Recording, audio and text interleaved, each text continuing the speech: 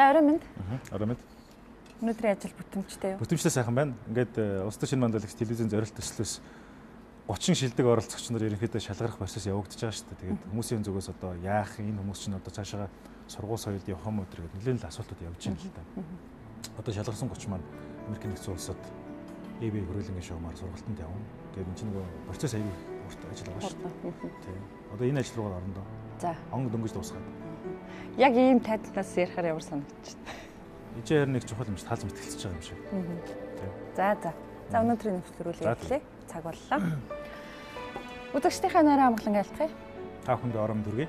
За, Улс төр шинэ манлайлагч төслийн пүрэв гаригийн дугаар буюу 12 дугаар сарын 18-ны өдрийн нэгэн шинэ дугаараа үзэгч та бүхэнд хүрэхэд бэлэн боллоо. За, өчигдрөөс эхлээд үзэгчд маань бас анзаарсан оролцогчдын маань хувьд бас хамгийн чухал шалгуурууд болох сонгогчдын сорил, мэдлэгийн ерөнхий төвшинг тогтоох кейс ажиллагаануудыг одоо хөндлөнгийн шүүгчид үнэлж, за энэ бол мэдээж тухайн оролцогчийн за хувь чадварыг тодорхой гаргаж шилдэг 30-д үлдэх хэсгийг тодорхойлоход их чухал үүрэгтэй байгаа. Өчигдөр 6 оролцогчийнхоо яг 2 шалгуурыг багцлж хүргэсэн. Өнөөдөр бол дараагийн 6 оролцогч маань үзэгчтэй өөрийнхөө энэ байр байдлыг харуулахад бэлэн болоод байна. Ер нь зөвхөн 2 сарын хугацаанд 3 сарын хугацаанд аливаа зүйлийг төгс танин мэдэх бололцоогүй. Гэхдээ цаг хугацааны тэр харьцангуй боломжинд өөрийгөө зөвөр ойлгуулж өөрийнхөө санал бодлыг тийм ээ итгүүлэн үнэмшүүлж төсөөл болгож чадах чадвар гэдэг бол яг харахгүй манлайлагч залуучуудын чухал. Тийм ч учраас энэ сорилт хэдийгээр хүнд байсан ч гэсэн манай залуучууд унсан бүхэн шалтгаан мандахгүй гэдэг шиг тийм ээ байхгүй бид бол ерөөсөө энэ одоо шүлтийг бүрэн дүрэн хүлээн зөвшөөрнө гэдгийг бол өөрөөсөө илэрхийлж байгаа. Төслийн багийн зохион байгуулагчдын зүгээс ч гэсэн бас маш хичээж ажиллаж байгаа. Тал талаасаа л эрвэх тэрвэхээр ажиллаж байна. За ингээд өнөөдрийн маань нэвтрүүлгээр залуучууд маань чухам одоо сонгогчийн буюу иргэдийн төлөөлөгчтэй уулзаад өөрийнхөө байр суурийг хэрхэн илэрхийлсэн талаар хоёлаа үзүүлье. За үзэгч та бүхэн ч бас өөрийнхөө зохиох үнэлгээг бол өгч сууна гэдэгт итгэж байна. Ингээ өнөөдрийн нэвтрүүлгийн хамтдаа сонирхцгаая. Ерөнхий ивент тэтгэгч яг одоо яг эндээс Pepsi брэнд. Ивент тэтгэгч цэвэр агаарт эрүүл амьдарцгаая шин налай хороолол. Мэдээллийн хамтран ажиллагч өдрийн сонин өглөө бүхэн тантай хам. Хамтран ажиллагч мэдээ цэгийн үннийг мэдээлнэ. Та бүхнээс нэг юм асуулт асууя. Одоо энд нэг хоёр юм ус байна. Монголын төр яг аль нь вэ? Мэдээж энэ булангартцсан ус те. Та бүхэн бүгд санал нийлж байна уу? Тэгэхээр надад миний одоо дэвшүүлж байгаа санал шийдэл юу вэ гэхээр мэдээллийн технологи төр тулгуурсан нээлттэй ил тод яг энэ ус шиг тунгалаг төрийг бий болох үнэхээр боломжтой. Инх тайвны тогтун Улаанбаатар хотоос оролцогч. Өнөөдрийн бидний яриад байгаа асуудал болгон цаанаа авилал хээл ахуул ерөөсөл мөнгө төгрөгтэй холбоотой шүү дээ. Тэгэхээр ийм тунгалаг эдийн засагтай бид нар тунгалаг төрийг бий болгож чадах юм бол иргэдийн оролцоотойгоор хянж чадах юм бол бид нар шинэ санаа санаачлалыг дэвшүүлээд нээлттэй ил тод хөгжүүлээ явах болцоотой. Маш богино хугацаанд бид нар хөгжих боломж байна.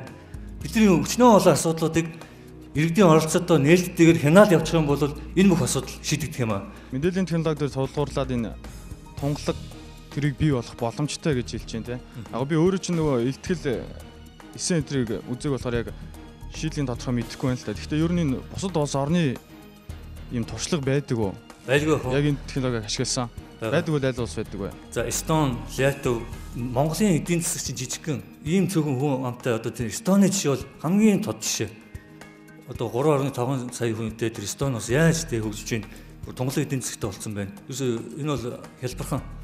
Тэгээ Монгол улсын юу бол хөгжил бол би уулуурхай гэж харддаг. Монгол хүний оюун ухаан гэж харддаг. Тэр тусмаа бид нар тэ шинжлэх ухааны сэтгүүдэд бид нар залуучуудыг бий болгож чадах юм бол Монгол хөгжид маш хурдан л гэж би боддог. Тэгэхээр чи ярьж ин л да боломжтой гэж. Гэхдээ шалтгаан юу юм бэ? Яагаад болохгүй байгаа өнөөдөр? За одоо болохгүй байгаа гол шалтгаан бол бид нар технологи ашиглаж чадахгүй байна. Өөрөөр хэлбэл за эрх зүйн тогтолцоонуудыг бид нар хийчлээ. Өнөөдөр хүртэл. За мэдээллийн ил тод байдлын тухай хууль, шилэн дасны тухай хууль. За өнөөдөр шилэн дасны тухай хууль 15 оны 1 сарын 1-ээс эхлэх хэрэгжээ гэхэд бид нар технологигүйгээр энэ олон мэдээллийг нээлттэй ил тод болгож чадахгүй.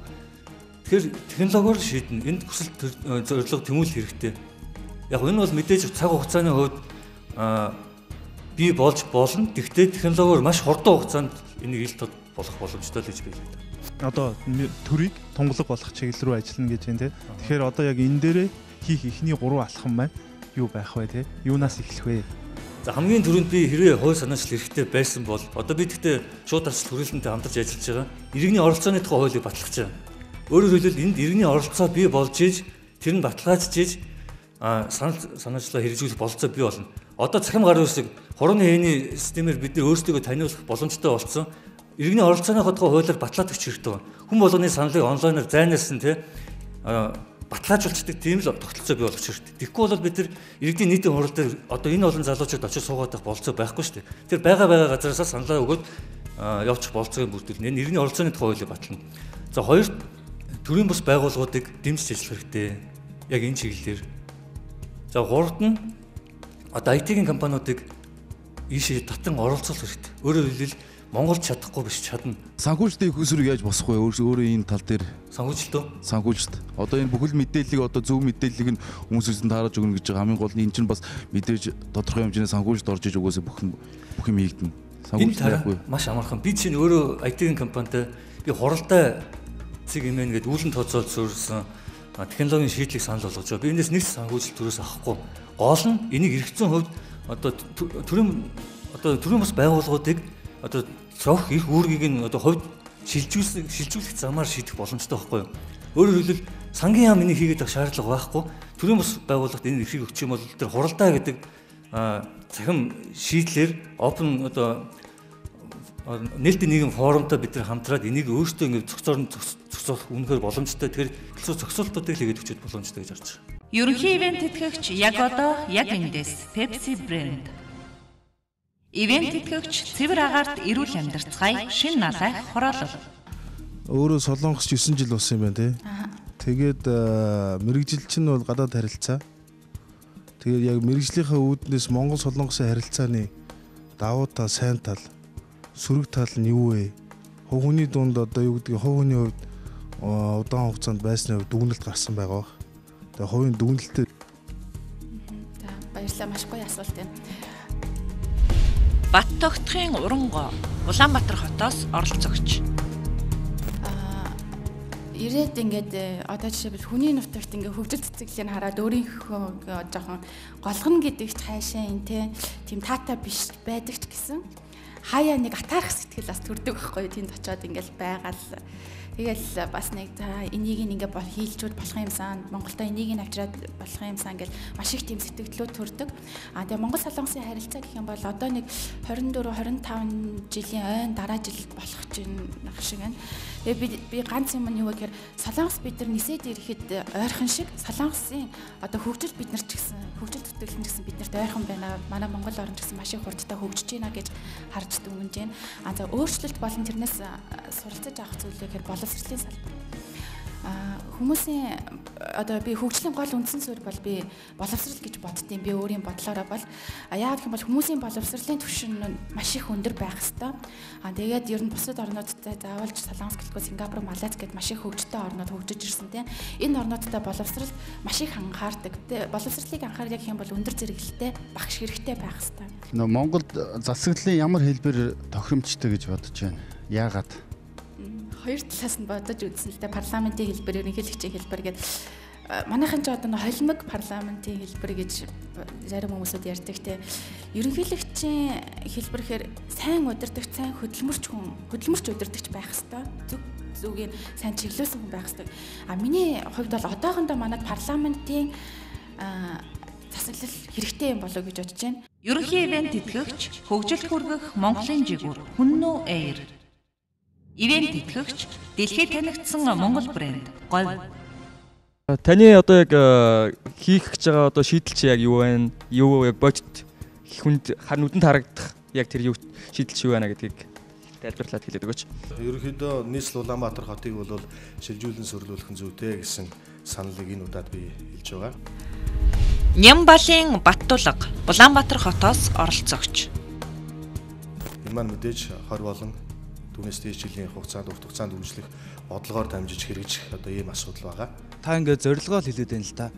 Энэ зорилгот хүрэх гээд байгаа зорилтууд чи юу юм бэ? Яг шатараа л та одоо таны хийж байгаа судалгаа юу вэ? Яг нь ер нь бол нийслэлийг шилжүүлэн суурьшуулах тал дээр бол одоо манай нийслэлийн болон улсын маань удирдлагууд бол ажлуудыг одоо санаачлахын тулд бас ярианууд бол гарч эхэлж байгаа. Зүгээр энэ дотор нь бол яагаад миний өнөөдөр энэ сэдвийг ярих болсон бэ гэсэн шалтгаан бол ямар нэгэн тийм тогтсон бодлого байхгүй байгаа юм болов. Тэр бодлого нь одоо хизээ биелж хизээ эхлэх нь тодорхойгүй.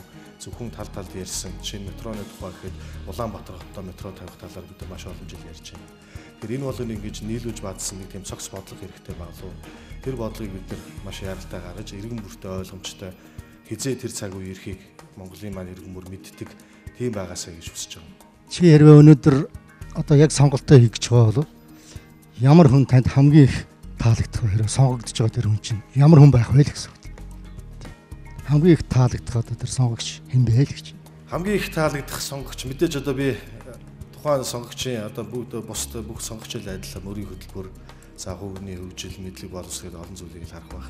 Гэхдээ хамгийн амархан надад ойлгогдож байгаа өдөр болгон би тэр амьдралд нь ордог, миний амьдралд хамгийн их нөлөөлдөг тэр хүчин зүйлсийн тухай хамгийн оновчтой ярьж чадж байгаа тэр хүнийг л магадгүй сонгох байх та. Монгол засаглалын ямар хэлбэр тохиромжтой гэж боддог вэ? Засаглалын мэдээж ямар нэгэн хэлбэрийг шууд энэ чинь онцолж хэлэх нь бол төдийлөн бас тохиромжтой бус байх гэж бодож байна. Мэдээж улс орон өөрийнхөө хөгжлийн үе шатанд тохируулж засаглалын хэлбэрүүдийг сонгоод явдаг. Өнөөдрийн байдлаар бол бид парламентын засаглалыг бол мэдээж сайлж муулж янз бүрээр ярьж байгаа. Гэхдээ хамгийн зөгж байгаа засаглал маань ийм байх гэсэн үгнээс сонгож ажиллаж байгаа хаа. Тэгэхээр энийгээ бүрэн халах солих гэдгээс илүү яаж шинжилж, яаж илүү сайжруулж ард түмэндээ илүү ойрхон байх боломжтой вэ гэдгийг судлах зүйтэй бахаа гэж бодож байна. Мэдээллийн хамтран ажиллагч өдрийн сонин өглөө бүхэн тантай хам. Хамтран ажиллагч мэдээ цэгийн үннийг мэдээлнэ. Төсөлд оролцсон зорилго маань бол Монгол оюун ухааныг монголчуудаа яг өөрсдөнд нь дутагдж байгаа яг Монгол оюун ухаан яг өөрт нь байна уу? Эсвэл харийнхны боловсрал, харийнхны соёлыг дахин шүтээд байна уу? Өнөөдөр үзэгдэж байгаа өдөр болгоны кино маань Солонгос хэрглэж байгаа хувцс маань хятад шүтэж биширж байгаа зүйл маань Америк стил. Энэ бүхний дунд Монгол оюун ухаан маань хаана орж чинь? Монголчууд бид нар дэлхийд бас юу бүтээж хийж чадах вэ? Батбаярын Батэрдэн Дархуул аймгаас оролцогч. Монголын хязгааргүй энэ ухамсар, хязгааргүй энэ эрх чөлөөтэй энэ оюун ухааныг бид хэрхэн зөв ашиглаж чадах вэ гэдэг асуудлыг дэвшүүлж энд оролцсон юм аа. Монгол улс та өөрөө ч мэдчихэж байгаа инженерүүд угаасаа бага байгаа, химчид байгаа, физикчд байгаа. Энэ боловсролд яаж одоо энэ залуучуудыг яаж Монгол улс ахиухан шиг химчтэй болох уу, физикчтэй болох уу, яаж эднээс одоо компьютер програмчтай их болох уу, яаж инженерүүд их болох уу, энэ хүмүүсүүдийн сонирхлыг нь яаж илүү татах уу?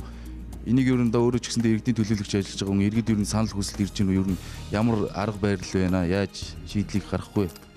Тэгэхээр миний шийдэл бол юу гэхээр боловсролын яамны эрх мэдлийн одоо төвлөрлийг орон нутагт нь шилжүүлье.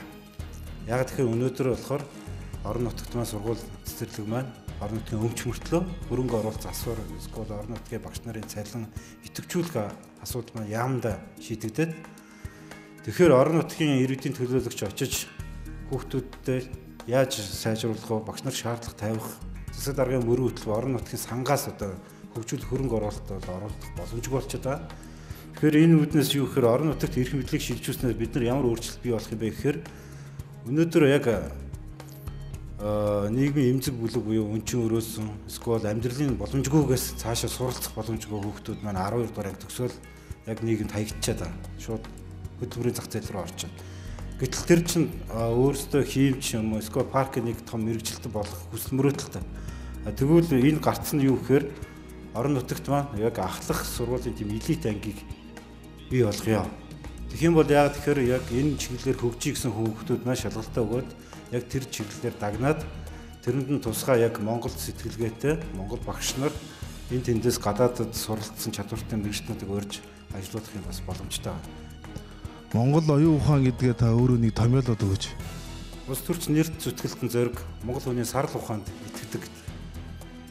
Бид өнөөдөр 90 оноос хойш 24 жил бид арчилсан нийгмээс хойш оюун ухааны хувьд бол импортлосоор ирсэн. Дэлхийн одоо өнцөг болонд боловсон хүчнээс сургасан ба. Өнөөдөр бид нарыг хэрэгэлдэг гол зүйл маань бүтээгдэхүүн маань интернет болчиход байгаа. Тэн дотор дуртай кино, дуртай мэдээлэл үзэх бүрэн боломжтой.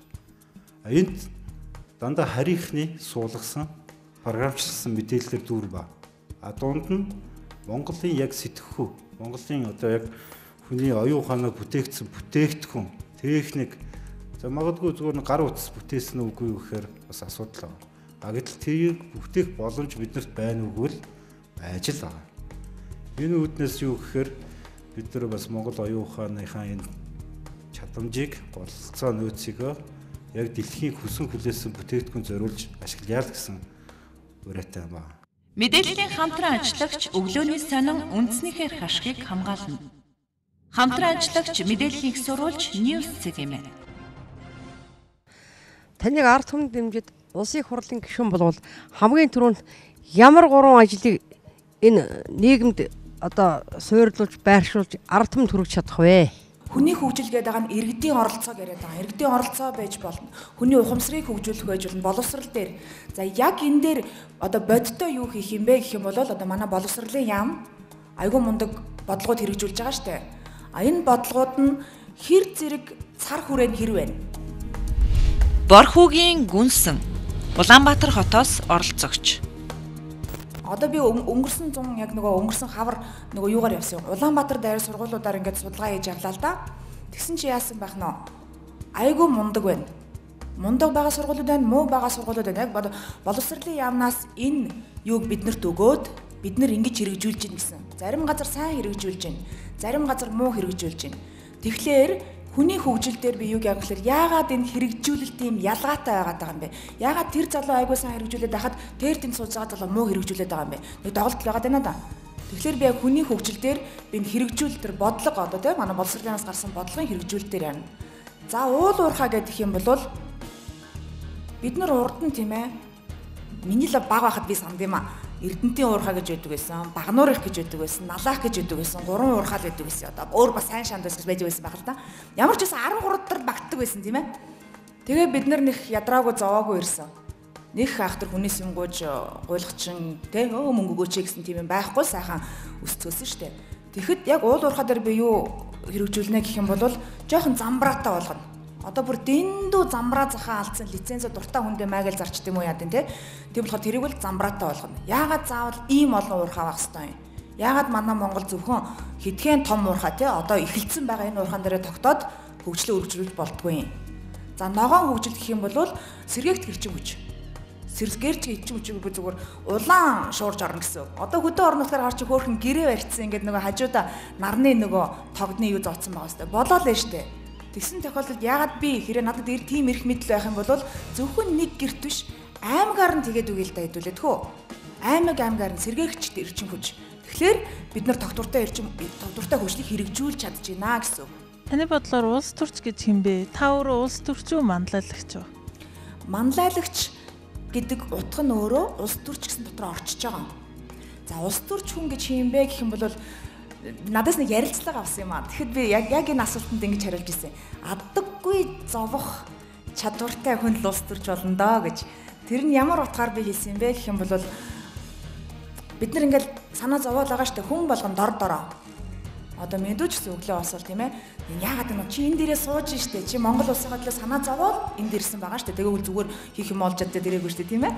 Тэгэхээр улс төрч гэдэг бол яг тэр улсын орныхоо төлөө ард түмний төлөө одоо өрөөлийн төлөө гэсэн үг шүү дээ тийм ээ. Ямагт одоо санаа зовдөг, бодлогоо хэрэгжүүлэхийг хичээдэг тийм хүнийг хэлдэг байхаа л гэж би бодож байна. Мэдээллийн хамтран ажиллагч өдрийн сонин өглөө бүхэн тантай хам. Хамтран ажиллагч мэдээ цэгийн үннийг мэдээлнэ.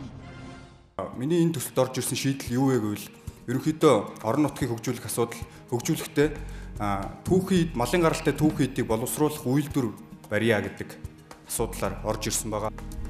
Гамболтын Баяр Эрдэнэ Өвөр ханган аймгаас оролцогч. Бас энэ мэдээллийн технологи бол бас Монголыг хөгжилд хөтлөх бас нэгэн салбар байж болох юм а гэдэг хоёр шийдэлтэй орж ирсэн. Улс төр далдажууд орох гарцаа байна гэж юм л да. Чиний бодлоор яг ямар гарцаа ороход ямар гарцаа байна? Залуучууд яг уу нам дагаж улсын хурлд улс төрд гарч ирж байгаа залуучуудыг харахад бол илүү тийм нөгөө хуучин системд уусаад ийм жоохон бохир сэтгэлгээтэй болцсон ийм практикийн ашиг хүртэх, бэлэн хуваах, өөрсдийн гэсэн ашиг сонирхлыг нэг хэсэг бүлгийн ашиг сонирхлыг улс орныхоо ашиг сонирхлоос дээгүүр тавьдаг ийм болцсон байгаа юм л да. Тэгэхээр залуу хүн шууд эрч хүчтэй хийж бүтээ гэдэг дээр улс төрлөө цэврээрээ орж ирэх боломж бол маш хомс байна гэж харж байгаа юм. Түрүү мэдээллийн технологи гэж ярьсан тийм. Тэгэхээр мэдээллийн технологи дундаа манай улсын хувьд ер нь бол мэдээллийн технологи дотор олон чиглэл байгаа шүү дээ. Аль чиглэлээрээ илүү боломжтой байдаг бол нэгт ер нь асуултын маань гол юм маань энэ. Тэгэхдээ одоо юу гэдгийг Азийн зах зээл дээр бол Япон, Солонгос, Энэтхэг гэдэг байсан бол сүүлийн үед хятад маш хүчтэй орж ирсэн. Тэгэхээр хятад яагаад ингэж орж ирсэн юм бол ер нь биднэрт боломж байна уу? Бид нар эхлээд дотооддоо мэдээллийн технологи баталгаажуулаад өгөх хэрэгтэй байна. Электрон гарын үсэг гэж яригддаг тийм ээ. Тухайн хүн захин орчмоор үйлчлүүлэхдээ өөрийнхөө баталгаажуулах электрон гарын үсэг гэдэг шийдлийг ерөнхийдөө би барьж байгаа. Энэ нь болохоор гадаадад хүчинтэй, Монгол улс дотроо хүчинтэй электрон гарын үсгээр төлбөр тооцоогоо хийдэг. Тэгээд цаашлаад худалдаа авалтыг хийдэг ийм системийг танилцуулгаар ирсэн. Тэгээд бас нэг зүйл болохоор энэ кластерын системээр явах хэрэгтэй байхаа гэж харж байгаа мэдээллийн технологиг. Яагаад гэвэл энэ бол өрсөлдөхөд бас хэдийгээр чөлөөтэй тээвэрлэх зардал байхгүй гарахад хэдийгээр чөлөөтэй тарагдж байгаа боловч сайн өрсөлдөгчд дэлхийн зах зээл дээр бол мэдээллийн технологи дээр байгаа Энэтхэг байна, Америк байна те. Энэ дээр улсаараа нэгдээд бодлогоор кластер байгуулах, тэгээ кластерын системээр өрсөлдөх ийм бодлоготой орж ирсэн байгаа. Та улс төрд ер нь эмэгтэйчүүдийн оролцоо ер нь хэр их байвал одоо зохистой гэж үздэг вэ? Улс төрд эмэгтэйчүүдийн оролцоог нэмэгдүүлэх шаардлагатай. Хүн бол өөр биш. Бид бүгд адилхан эмэгтэйчүүд ч гэсэн төлөөлөлтэй байх хэрэгтэй. Би нэг улс төрийн гендерийн асуудлаараа судалгаа хийж ирсэн л да бас их сургууль байхдаа.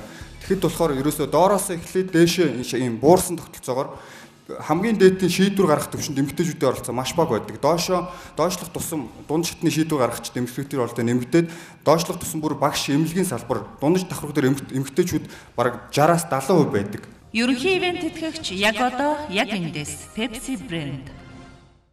Ивент тэтгэгч цэвэр агаарт эрүүл амьдарцгаая шин налайх хороолол.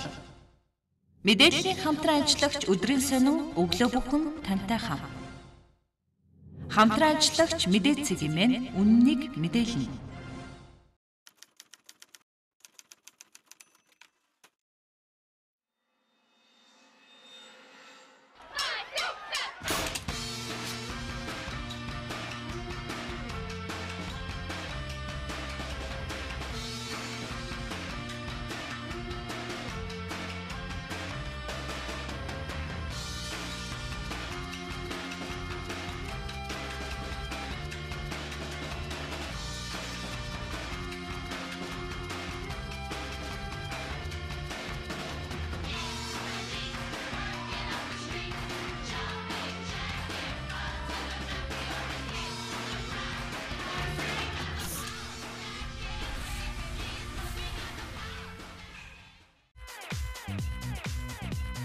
Монгол өшөх байгалийн мөнгө. Намруулийн шин загварууд худалдаанд гарлаа. Наран мандах зүгт цэвэр агаарт эрүүл амьдралын тав тухыг бүрдүүлсэн иж бүрэн 6,000 айлын шин налайх цогцолбор хороолол таны гэр бүлийн амар амгалан аз жаргалт амьдрах бүхий л таатай орчин болох ногоон байгууламж, сургууль, цэцэрлэг, бүх төрлийн үйлчилгээний төвүүдийг нэг дор бүрэн шийдэн танд хүргэлээ. Цэвэр агаарт эрүүл амьдарцгаая. Тэлмэн констракшн шин налайх хороолол.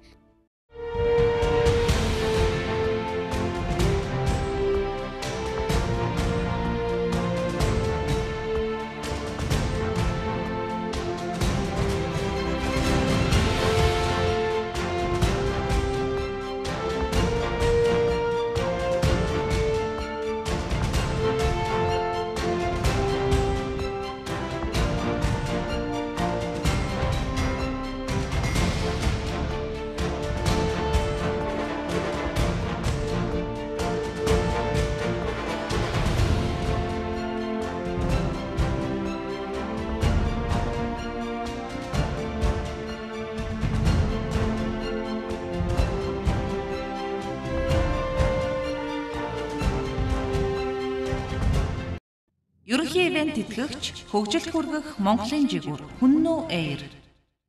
Ивент тэтгэгч дэлхийд танигдсан Монгол брэнд Говь. Мэдээллийн хамтран ажиллагч өглөөний сонин үндснийхээ хашгийг хамгаална.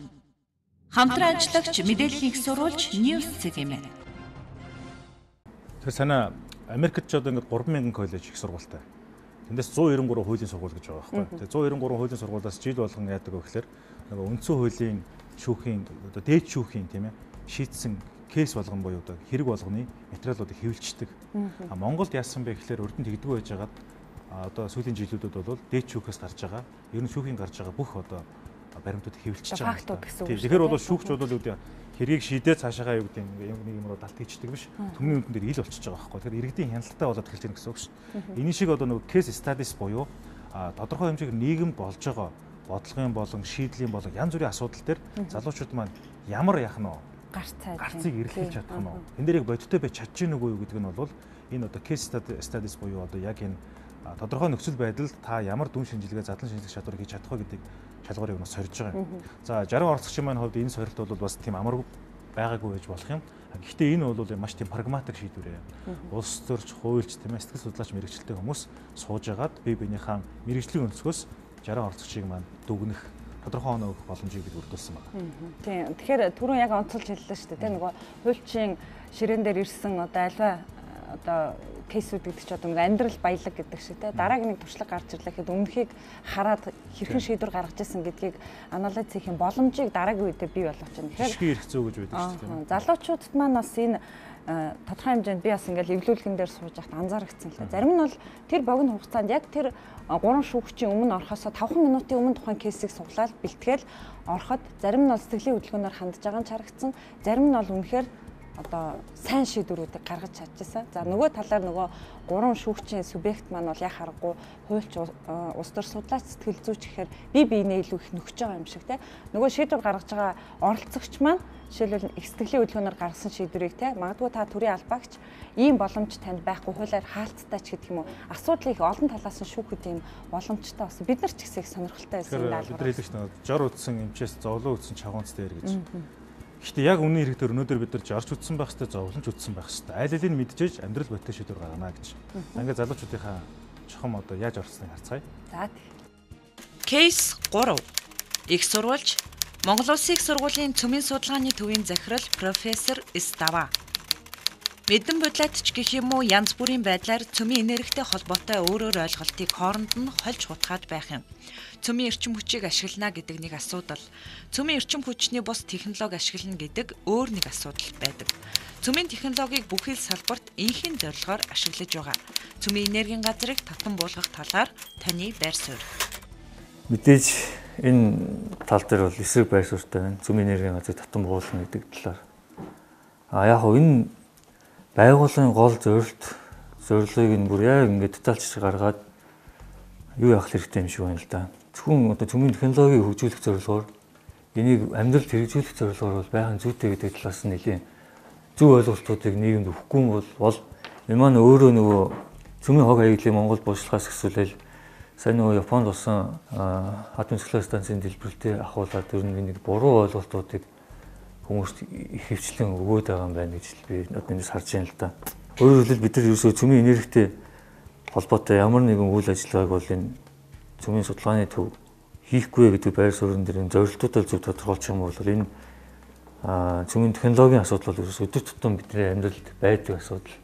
Тэрийг хайчих юм бол манай харин ч бүр мэржлийн хяналтаас ахуулаад бид нар яг тэр талын асуудлуудыг хянж чадах болно.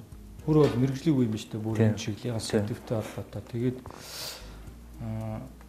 үндсэн хөгжлийн цогцоллого Монгол улсын үндэсний аюулгүй байдлын үзэл баримтлал дээр 2021 он гэхэд Монгол улс цөмийн цахилгаан станцтай болох тийм зорилт төвшүүлсэн байна. Тэрийг сая одоо Алтан уугийн засгийн газар бол бид нар энэ хугацаанд амжихгүй нэ гэдгийг бас мэдгдсэн. Тэгэд уул нь энэ бол Монгол улсын хувьд л стратегийн ач холбогдолтой чиглэл зорилго юм шиг байна. Тэгээд энэ яагаад ингэж хойшоо сунжраад байна? Энийг ингэж яг цаг хугацаанд нь хэрэгжүүлэхэд Монгол улсын хувьд юу нь учир дутагдaltaй байгаад гэдэг юм бодлого нь болохгүй юм уу? Хүч чадал нь болохгүй юм уу? Эсвэл гадны нөлөө байгаа гэдэг юм уу?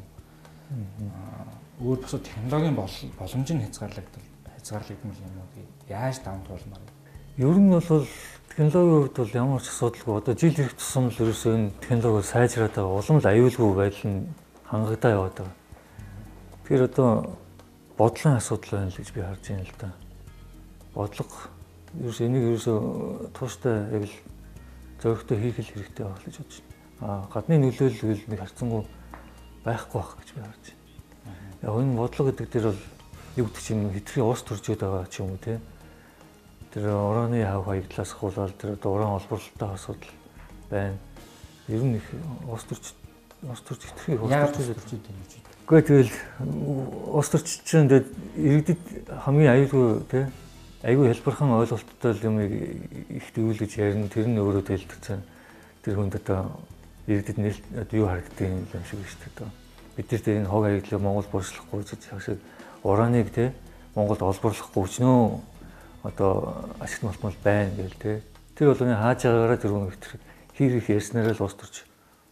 Тэгээ мэрэгчлэнүүд тухай өөрөө чинь тал дээр олон нийтийн мэдээлэл хэрэгслэрийн мөчтэй аймаа гэдэг ийм тайлбар сурталчилгаас их учир дутагдaltaй юм шүү. Тийм. Цөмийн технологи гэдэг чинь хамгийн энгийнээр хэлэх юм бол одоо энэ галын тохиолын систем ба шүү дээ. Одоо энэ дээр ерөөсөө энэ чинь бүр нарийн ингээл ажиллаж байгаа шүү дээ. Одоо утаа гарлаа гэдгийг маш богино хугацаанд хэмжээд энэ бол яг зөв одоо энэ утаа мөн байна гэдгийг яг тэрүүн донд нь хэмжээл сигнал өгөх. Энэ бол цөмийн технологи. Амьдралд угаасаа хамгийн ойрхон чи байж идэг. Энийг болохоор арай эсрэгээр энерги цөмийн энерги талаас нь те арай нэг өөр утгаар нь хүмүүс тэр нэг сөрөг талаас нь мэдээлэл хамгийн их байгаа л гэж байна. Кейс 16 их сурвалж Time CGM. Мэргэжлийн засгийн газар байгуулах аргыг өмнө нь Финлянд, Израиль зэрэг орнууд хэрэглэж улс төр эдийн засгийн хямралаас богино хугацаанд гарч байжээ.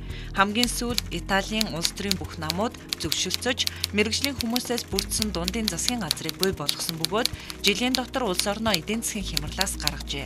Зорилгодоо хүрсний дараа улс төрчдөд засгийн эрхийг өгсөн байна. Манай Монгол орнд гэсэн ихэнхдээ нэг 20 жилийн дотор ардчилсан нийгэмд рүү шилжээд нөө социализм нийгэмнээс шилжээд маш хурдан хугацаанд ингэж хөгжсөн гэж бодож байгаа ч гэсэн олон дутмаг юунууд бас байна л да. Тэгээд тэр нь хойш дээр нь бусад орнуудтай ингээ харьцуулаад харах юм бол манайхан ингээд одооноос жоохон шин залуу үеч гэдэг юм уу шинэ үеэ ингээд дуу хоолойг нь гаргая бүх юмыг ингээд хийцгээе гэж урайлж гин гэж харж бодож байна. Хичээл дээр үзчихсэн байхгүй юу нөө Филиппин нөө Солонгос хоёрыг нөө нэг эрдэмтэн судлаачид тэгдэж шнэ Америкийн нэгдсэн судлаачид Филиппин Солонгос хоёрыг харьцуулахад нөө Филиппин нь хурдан хөгжнө гэж гаргаж иржсэн боловч Солонгос одоо дэлхийн зэрэгт маш их хөгжсөн те 50 оноос хойш гэх юм уу та тэгээд маш их ингээд дайн нэрвт ингээ орж исэн. Тэгэхэд энэ хөгжлийн ганц үндсэн үүсвэр нь юу байсан бэ гэхээр ганц хүний удирдагч хүний шийдэмгий зориг амар хөдөлмөрч удирдагч байсан.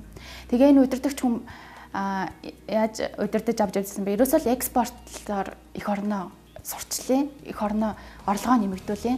Хүмүүсүүдийг ажилдаа болгоё, ажил төрөөр ингэж хийсэн. Тэгэхээр манай ч гэсэн одоо жишээлбэл парламентын холимогдны засаглалтаа гэж явж байгаа ч гэсэн манай сайн удирдагч хүн бас хэрэгтэй юм болов уу гэж бодож байна. Гэхдээ сайн удирдагч хүн гэхээс илүүгээр би шууд ерөнхийлөгч засаглалтаа ор гэж байгаа юм биш л дээ. Тэгэхээр нэг юмд шууд хандаад одоо жишээлбэл гарч ирээ шууд экспорт Солонгос орныг ингээд харьцуулах юм бол гарч ирээ шууд экспорт ажил төрлөө хандсан бол манайх ч гэсэн экспорт руугаа тий гадагшаа бид нар бүтээгдэхүүнээ гаргая л да. Тэгэхээр манайд одоо жишээлбэл бусад орнуудтай харьцуулахад энэ машин, техник, электроник тийм боломж нь байхгүй маа гэхэд байгаа юмаа бид нар гаргая. Юу гэх юм бол говийн ноолор энэ тий. Одоо жишээлбэл сүүлийн үед яригадаад байгаа мах. Эсвэл миний бүр боддог л та. Болохгүй л бид нөгөө Монгол Чингис хархаа хүртэл гаргаад үзье л та. Гадаадын орнуудын маш олон хүмүүсүүд жуулчаар одоо жишээлбэл Монголд ирдэг. Тэр хүмүүсүүд юу авч явдаг гэхээр Монголоос хоёрхан л юмыг авч явдаг. Тэр нь болохоор говийн ноолор, нөгөөх нь Чингис хархийг авч явдаг. Эн чинь бас нөө тэр улсыг тодорхойлж байгаа брэнд болдог. Тэгэхээр биднэрт бас энэ экспорт тулгуурласан бодлого тогтолцоо хэрэгтэй юм болов уу гэж бодож байна. Гоогийн асуулт нөгөө мэргэжлийн засгийн газрыг бүрдүүлвэл яасан бэ? Ийм кейсүүд байна улс орнууд төр гэсэн асуулт байна шүү дээ. Монгол улс одоо л дахиад 16 яамтай болчихлоо шинэ засгийн газар. Ингээ анзаарч хахад зарим яамтын сайд нар нь бол тухайн чиглэлийнхаа хүмүүс биш болдог. Асуудлаа мэддэг. Тийм учраас их оновчтой бодлого явуулж чаддгүй, маш их шүүмжилт өртдөг. Энэ байдлыг засаж залруулахын тулд тухайн чиглэлээр нэлээд сайн мэргэжлийн боловсон хүчнүүдийг тавья гэдэг тий профессионалуудыг тавья гэдэг. Одоо бол яг хэд намуудыг нэг юм яамдуудыг фракцууд тоож байгаа. Тэгээ болсон болоо үүний бодлого боловсруулаад тэгээд тэр дагуу яваад байгаа. Тэгээд энийг засал гэдэг санал яваад байна. Мэргэжлийн хүн гэхээс илүү мэргэжсэн хүн нь бас сайн хийж чадах юм болов уу гэж. Заавал мэргэжлээд би одоо жишээлбэл өөр хүмүүс мэрэгчлээ байсан ч мэрэгшээгүй байвал бас хэцүү юм болов уу гэд. Мэрэгжил мэрэгсэн хоёр тустай юм. Хичнээн тэр хүн тэр чиглэлээр одоо эрүүл мэндийн яамны сайд байлаа гэж бодоод эрүүл мэндийн чиглэлээр мэрэгжилтэй ч гэсэн мэрэгшээгүй ч юм уу те эсвэл жоохон ойлголт нь бурууч гэдэг юм уу те тиймэрхүү юм. Тэгээд гайгүй сайн манай засгийн газар ч гэсэн сайн болж байгаа юм бол сая ингээ харахад бас давхар дээлний сайд нар бас багаар ингээд давхар дээлгүй сайд нар маш олон бас харагдаж байна л та. Кейс 10. Малын тоо толгой олшрох тусам бэлчээрийн дац хэтэрч хадлан тижээлээ хангалттай базааж чадаагүйгээс өвлийн зууданд хамаг малаа алдсан иргэд хот суурин газар бараадж байна. Хот чиглэсэн их нүүдлийн нэг шалтгаан нь энэ яа харахгүй мөн. Харин хотод ирсэн ч бүртгэлийн альваг чирэгдэл, өөрийн идэвхгүй байдлаас шалтгаалan сургууль цэцэрлэг эмнэлгийн үйлчилгээ хангалттай авч чадахгүй байдал үүсэж байна. Шилжилт хөдөлгөөний талаарх таны бодол. Монгол улс маань бодлого төлөвлөлтийн асуудал маш хойрог. Тэгээд орж ирсэн гадны хөрөнгө оруулсан, өөрсдөө олсон орлогоо яг юу зарцуулах вэ гэдэг шийдвэрлэж чадахгүй байгаа учраас өнөөдөр ийм байдал үүсэж байгаа гэж хэлж байгаа. Энэ учраас 2050 он хүртэл стратегийн тийм бодлого төлөвлөлтийг томьёолмор байна. Тэгээд тэр томьёолсныхаа дагуу яг орлого зарлагаа олох төлөвлөсөн зүйлийг зарцуулдаг байна гэсэн ихэр асуудлыг бол дэвшүүлж байна. Хоёрт нь юу гэж ярих гэдэг нь гэхээр өнөөдөр бол яг боловсролын систем бол өөрөө бол болохгүй байна. Яагаад гэхээр боловсролын эрхлэлийн яамны төвлөрөлтийг орон нутагт нь шилжүүлвэл орон нутаг боловсрол болон ирээдүйн одоо хойч үедээ анхаарах тийм боломж нь бүрдэн гэж боддог. Яагаад бодохгүй юм гэхээр нэгдүгürt нь болохоор орон нутгийн өмчийн сургууль цэцэрлэгийн объектын байгаа мөртлөө хөрөнгө оруулалт засвар ихээр орон нутгийн төсвөөс сангаас мөнгө зарцуулах боломжгүй. Яамнаас санал тавиад яамнаас одоо нэг ойч дугаараараа хөрөнгө оруулалт авах боломжтой. Тэгэхээр нөгөө талаас болохоор боловсролын яг тогтолцоо болно. Тэр мэдлэг олж авах хүүхдүүд олгож байгаа мэдлэгийг яамны нэгдсэн төвлөрсөн системээр ингээд оноочтгоо тухайн бүс нутаг яг ямар бодлого хөгжих гээд байгаа мэдлэг төгөөрөг ажиллагаар ордсон маягаар явж байгаа учраас онцгой төгсөн бүс нутаг болж хөгжиж чадахгүй байгаа юм л да. Хооронд. Тэгэхээр юу гэж хэлэх гээд байгаа юм гэхээр орон нутагт тийм удирдлага болон иргэдийн төлөөлөгчд нь өөрсдийнхөө ирээдүйдээ анхаарал сургууль цэцэрлэгтээ ороод тусгалтаа аваад нэрвжид скол шаардлагатай хөрөнгө оруулалт хийх юм бол сургууль яаж хөгжих вэ? Цахим сургууль болох уу? Өшөө мэрэгжлийн сургууль болох уу гэдэгт нь ингээд анхаармаар байна. Бид өөрийнхөө байгалийн нөөцн дээр хөгжлөө тодорхойлмоор байна. Юу гэсэн үг вэ гэхээр өнөөдөр Монгол улсад ямар онцлог байна гэхээр мал аж ахуйн бүтээгдэхүүн бол ихэд одоо гаргах боломжтой байгаа. Үүний үндсэндээ болохоор би бол энэ малчтыг бол хичээний мал аж ахуй биш, фермерийн яг дэлхийн экспортод таарсан бүтээгдэхүүний үйл төрлөөс тэрний Монгол улс хөгжлөө томьёолтой тодорхойлж яваасаа энэ юм бол Монгол улс тэр салбарт хөрөнгө оруулах юм байна. Хөрөнгө оруулсан салбарын бүтээгдэхүүн дэлхийд экспортлох боломжтой юм байна. Энэ үеийг бас хангаж өгөх юм бол энэхүү асуудал маань кейс сарын асуудал шийдэгдэх боломжтой. Авиашны боловсрол хөгжлийн талаас явж ирсэн. Манай Монгол улс бол аль ширээ бол маш баялаг. Хамгийн гол нь тэдний стандарт таарсан бүтээгдэхүүнийг монголчууд үүдэрч чадахгүй байгаа учраас өнөөдөр зүгээр нэхий дээлгүй Орос руу экспортлох хэмжээний тийм одоо бүрдэн оронлол экспортлох хэмжээний савь болон дулаан орнуудад бас экспортлох хэмжээний үүдэрч чадахгүй байна. Тэгэхээр бид нар мал аж ахуйн бүтээгдэхүүн гаргадаг үйлдвэрлэлийг маш улс орныхоо төлөвлөлтөөр хөгжүүлэх шаардлагатай байна. Дөрөвт нь болохоор юу гэхээр ерөөсөө төлөвлөлтийг сааруулсан тул тухайн аймаг болон Монгол улсын хэмжээгээр тухайн аймагт үйлдвэрлэж боломжтой аймагуудын тийм онцлогийг томьёолоод тухайн одоо жишээ давхар аймагт нь болохоор аж үйлдвэрийн социалист нийгэмд бол аж үйлдвэрийн хот бол яа вэ? Тэгэхээр тэрэнд бол аж үйлдвэрийг ямар чиглэлээр нь хөгжүүлэх вэ? Жишээ нь одоо яг байгаа төмрийн хөдөр энийг төмрөөр боловсруулах. Магадгүй өөрчлөлт бариул хийх хэмжээний жижиг дунд үйлдвэрлэлийг хөгжүүлэх. Энэ үйлдвэрлэлийг бий болгосноор бидний эргээд нөгөө ажлын байрмаа нэмэгдэн, ажлын байрмаа нэмэгдэх чинь ард түмэн орлоготой болно. Орлоготой болсон ард түмэн хүүхдүүдэд хаанч сургууль сургаж болно. Төвлөрөл бас биерэн саах юм аа. Тэгэхээр миний дүгнж хэлэх гээд байгаа зүйл маань юу гэхээр Монгол улс стратегийн тийм 2050 он юм уу тийм бодлогоо томьёолоод Тэр томьёосон бодлоготой хөрөнгө оруулалт бүх ач холбогдол, зардлаар мөнгө төсөвлөн шалтгаалалтайгаар хийж хэрэгжүүлэх юм бол инфляцийн асуудал бол өөрөө аяндаа арилгамаа болчихсон. Сайн ойлголоо Батэртай. Ер нь зүгээр манайх чинь үндсний зохиц бодлого гээд 2020 он хүртэл дунд хугацааны бодлоготой шүү дээ. Тэгтэл энийг хэрэгжүүлж чадахгүй бас дахиад 50 оны бодлого яаж гаргах вэ? Тэрийгээс яаж доктортой мөрдөж хэрэгжүүлэх үү гэдэг асуудал байна л да. 4 жилээр засаг солигддог тий. Намууд солигддог. Энэ нөхцөл тэр бодлогыг яаж урт хугацаанд доктортой бөгөөд хөрөнгө оруулалтыг тэнд найдвартай чиглүүлэх үү гэдэг дээр өөрөө чинь хөлбөр байна.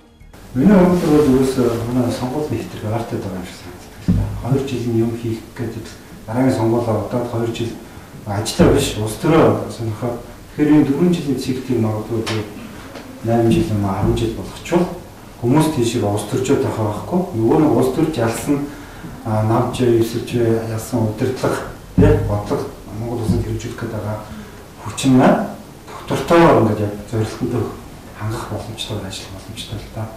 Кейс 26. Соёлын тухай хуульд нэмэлт оруулах хуулийн төслийг 2014 оны 11-р сарын 28-ны өдрийн Улсын хурлын нэгдсэн чуулганаар хэлэлцэж, телевизийн уран сайхны хөтөлбөрүүдийн 50-аас доошгүй хувь Монгол үндэсний агуулгатай байхаар баталсны зэрэгцээ, Монгол Улсын засгийн газраас Монголын зан заншил, түүх соёлыг сурталчилсан уран бүтээлүүдийг дэмжих зорилгоор Монгол уран бүтээл хөтөлбөрийг баталж, санхүүжүүлэхэд 5 тэрбум төгрөг төсөвлөн хуваарлахаар тогтсон байна.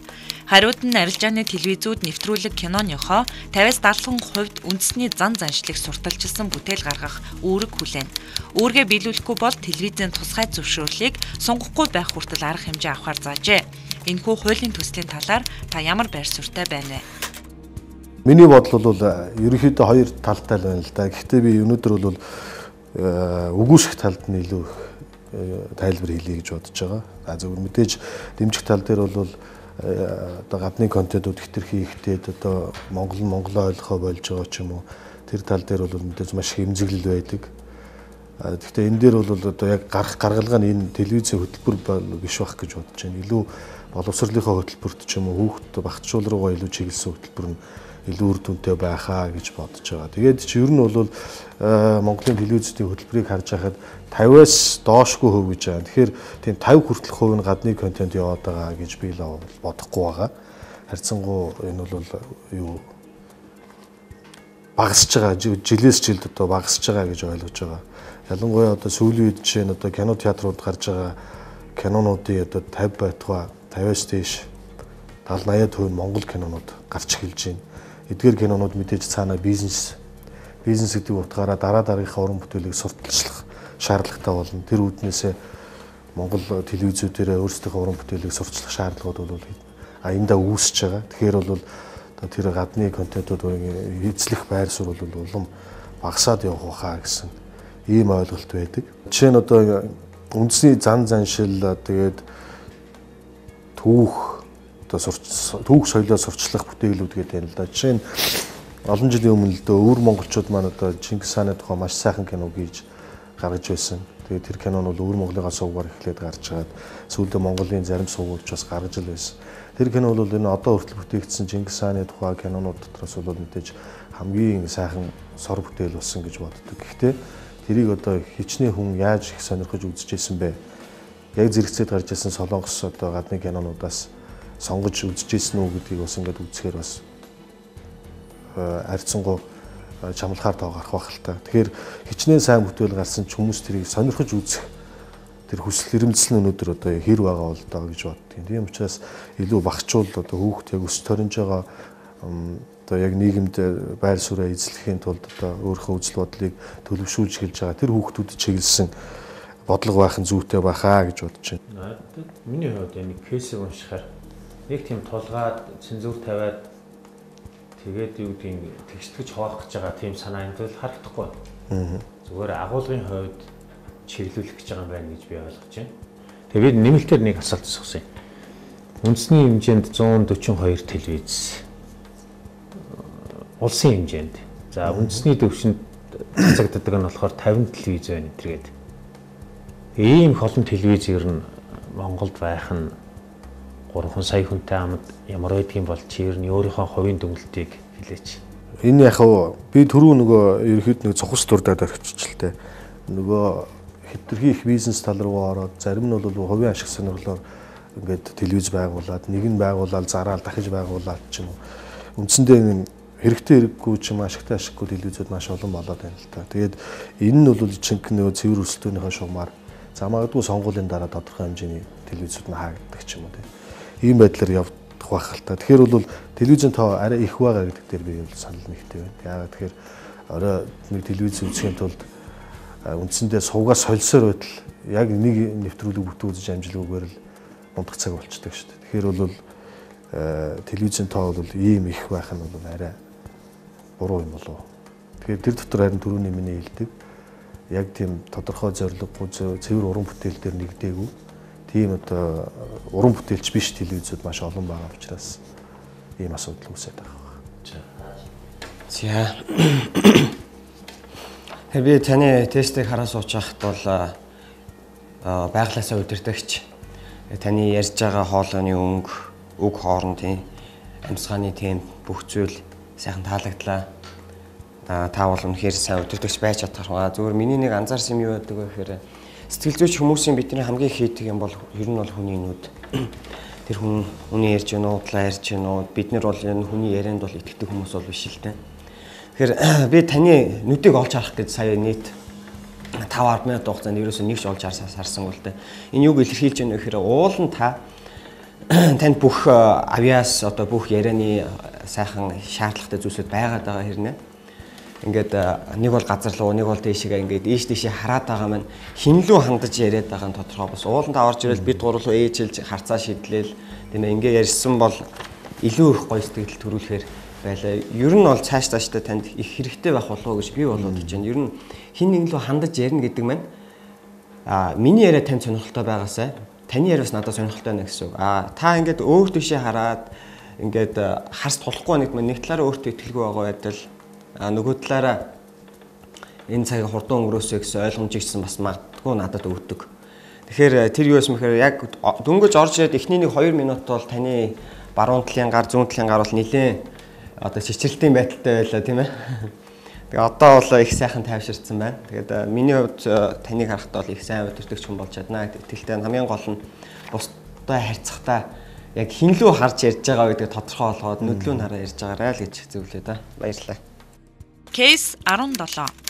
Та бол Баян-Улгийн аймгийн засаг дарга. Танай аймагт ерөнхий боловсролын сургууль цэцэрлэгийн хэрэгцээ шаардлага их байгаа. Сургуулиудын анги дүүргэлт 40 хүүхэдтэй бөгөөд өдөрт 3 ээлжээр хичээлдэг. Мөн аймгийн хэмжээнд ганцхан цэцэрлэгтэй багш нарын тоо хүрэлцдэггүй хэд олон хүүхэдтэйгээс болж цэцэрлэгт хүүхдийн өвчлөл их байдаг. Үүнээс үүдэн эмнэлэгт өвлийн улиралд ачааллаа дийлэхгүйд хүрдэг. Мөн хөдөлмөрийн насны эмэгтэйчүүд хүүхэд харах хөнгө улмаас ажил хийдэггүй. Хэдий тиймч энэ оны төсөвт цэцэрлэг сургууль барих хөрөнгө тусгагдаагүй. Гэтэл танай аймагт жижиг дунд үйлдвэрлэлийг дэмжих сангаас сургууль цэцэрлэг барихад хүрэлцгүйц мөнгө орж иржээ. Та аймгийн засаг даргын хувьд ямар шийдвэр гаргах вэ? Жижиг дунд үйлдвэр дэмжих сангаас мөнгө ороод ирсэн байна. Тэр магадгүй нэг хувийн хвшлийг яриад ашиг байна л да.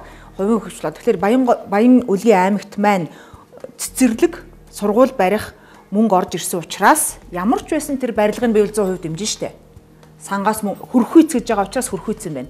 За нэг асуудал маань жижиг дунд үйлдвэрийг сангаас шийдэгдсэн байна. Тийм болохоор ямар ч байсан манайх 1 жилийн дотор ч юм уу 2 жилийн дотор ч юм уу сургуультай цэцэрлэгтэй болох нэ.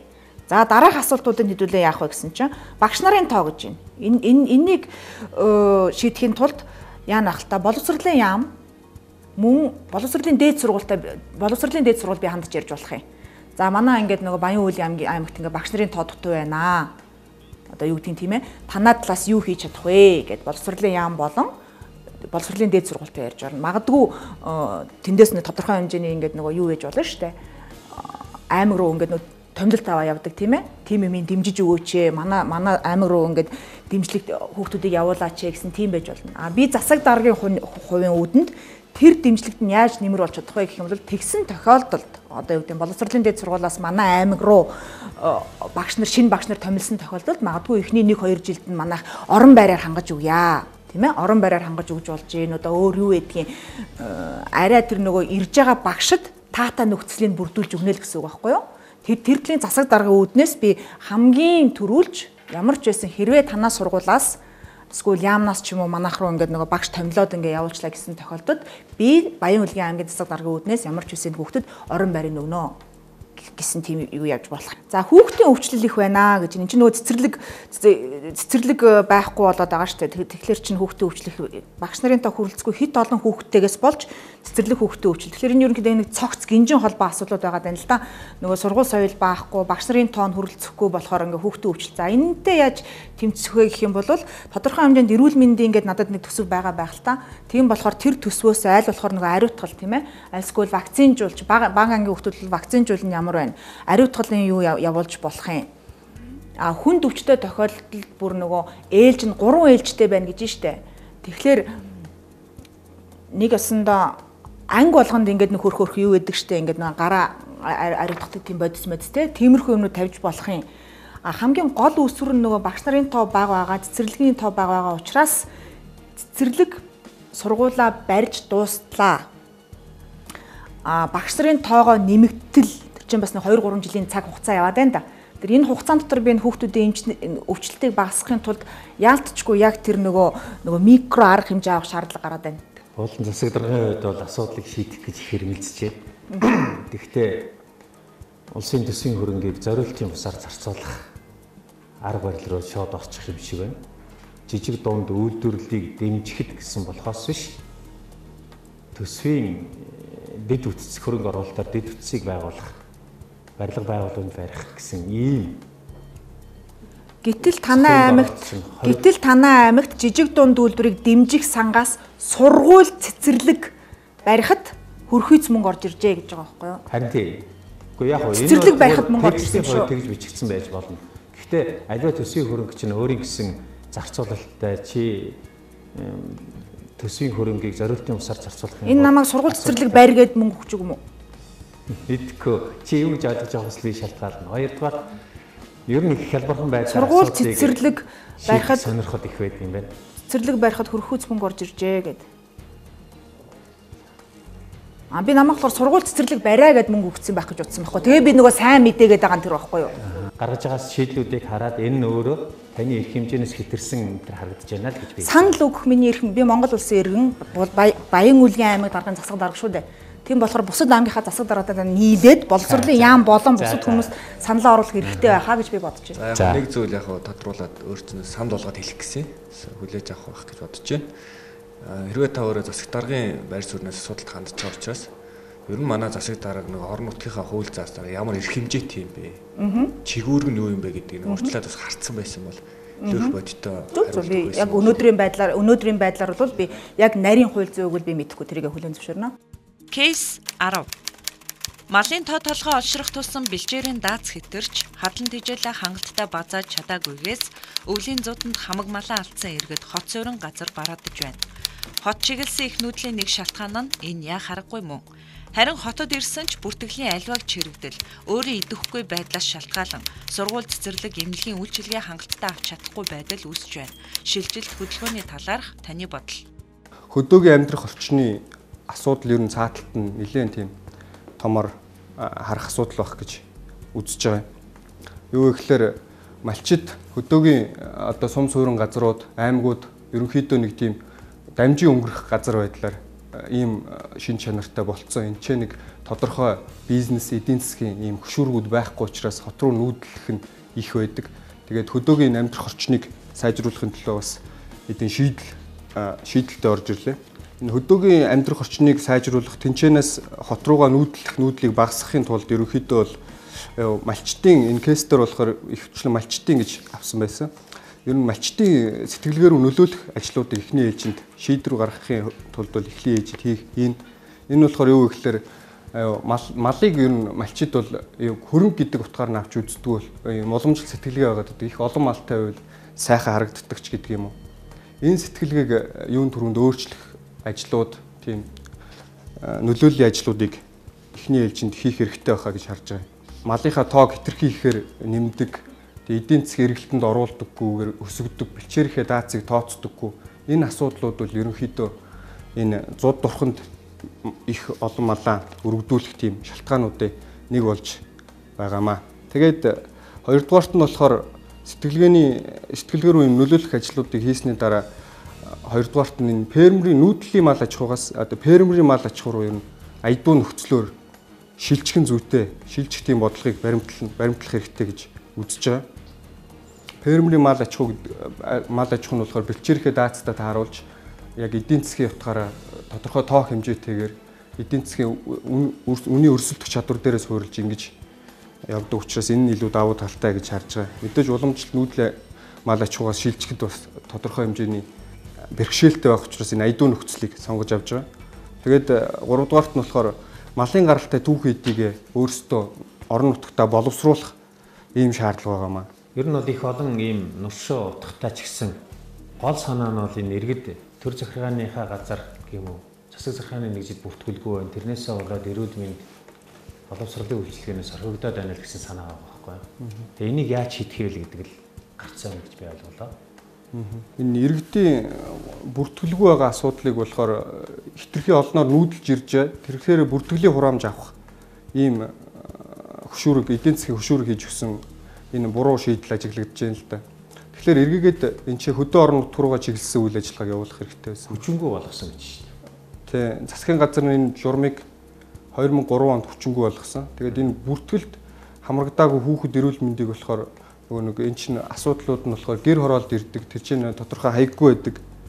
Учираас энэ бүртгэлжүүлэх маш олноороо нүүж ирж байгаа асуудлууд бол хөдөө орон нутгаар бүртгэлтэй байдаг. Тэгсэн хэрнээ хотод орж ирэхээр болохоор энэ чинь төр оршин суугч хэлбэрээр одоо хугацаагаар амьдраад идэг. Харин тийм нөхцөл байдал бол ийм байна. Одоо яах вэ? Энэ асуудлыг бол ерөнхийдөө төрөөс цэвэр бодлого гаргаад бүх хүмүүсийг бүртгэлжүүлэх санал асуулга тэр иргэдээр санал асуулга энэ ч удаан хугацаанд амьдраад суурших уу эсвэл орон нутгаараа буцах уу гэдэг дээр санал асуулгаад тэгээд төрөөс бүртгэлжүүлэх ажлыг хийх хэрэгтэй байна гэж. Тийм хялбархан аргаар шийдэж болдог байсан бол бүгд шийдэж болчих л байсан л үү. Одоо хууль эрх зүйн орчин хүртэл хангалттай байгаа шүү дээ. 6 сараас дээш хугацаагаар хуулинд тий төр оршин сууж байгаа бол оршин суугаа газраа иргэн өөрийнхөө үүрэг болгож бүртгүүлэх ёстой шүү дээ. Энэ үүргийн биелэлт рүү ярихад бол би ерөөсөө яг манлайлагч хүний хувьд энэ асуудлыг шийдэхин тулд ямар шийдэл чи гаргаж ийнэ гэдэг л надад сонирхолтой байна. Би энэ бүртгэл дээрээ төвлөрөөгүй илүү нөгөө нэг хөдөөгөх амьдрах орчныг сайжруулад тэгээд хөдөөд ч бүртгэлийн асуудал байна. Хот суурин газарт ч бүртгэлийн асуудал байна. Ордлын тэр хэсэг нь оршил хэсэг нь аахгүй. Урамшууллын системээр шийдэж болох юм бас нэг талаар гэж харж байна л да. Бүртгэлдээ хамрагдаад хэрвээ хөдөөгөөс орж ирээд та бүртгэлдээ хамрагдж байгаа бол таны нийгмийн даатгал, эрүүл мэндийн даатгалыг чинь 1 сараар төлөё гэдэг механизмаар магадгүй шийдэж болох юм. Энэ асуудлыг эдийн засгийн хөшүүрөг оруулахын тулд. Би одоо яг ямар хандлага дээр чи энэ шийдэл гаргаад байна гэж харахаар чи илүү зүүнний чиглэлийн эсвэл социал демократ версионоос л асуудалд хандах гэдэг шиг л юм л да. Тэгээд хүнд нь үүрэг оноолохгүйгээр хайлуулах тэрийг нь шагнал урамшил эсвэл юу гэдгийг төрийн үйлчилгээний тодорхой хураамжаас хөнгөлөх замаар энэ асуудлыг шийдчихнэ гэж байна. Ийм саналуд бол хаасаг л байдаг шүү дээ. Мэдээллийн хамтран ажиллагч өдрийн сонин өглөө бүхэн тантай хам. Хамтран ажиллагч мэдээ цэгийн үннийг мэдээлнэ. Мэдээллийн хамтран ажиллагч өглөөний сонин үндснийхэр хашгийг хамгаална. Хамтран ажиллагч мэдээллийг сурвалж News цэгийн. За улс төрчин манлайлагч телевизийн төслийн пүрэв гарагийн дугаараа үзэгч та бүхэндээ хүргэлээ. За өнөөдрийн сонгогдсон 6 оролцогчийн хувьд таны одоо дэмждэг оролцогч одоо шалгууруудаа тун амжилттай давсан бол та бол мэдээж баяртай байгаа. За дээрэс нь дэмждэг оролцогчоо цоо шинээр таньсан гэдэгт итгэлтэй байна. Тэгэхээр манай төсөл бол тодорхой хугацаанд үргэлжлэх болно. Өнөөдрийн шалгаж байгаа та бүхэнд бас тодорхой хэмжээгээр үнэлэгдэж байгаа залуучууд ч гэсэн цаашдаа олон шалгууруудыг давах болно. Мэдээж манай төсөлтэй холбоотой янз бүрийн санал хүсэлт байх юм бол та бидний холбогдох хаягаар байнга эрэг холбоотой байгаарай гэж хүсмээр байна. Ингээд анхаарал тавьсан та бүхэнд баярлалаа. Хоёулаа нэвтрүүлэг өндөрлөё. За тэгээ. Эрхэм үзэгч та бүхэн сайхан амраарай. Эх 7 хоног шинэ дугаараар эргээд уулзъя. Баяртай үзэгчтэй.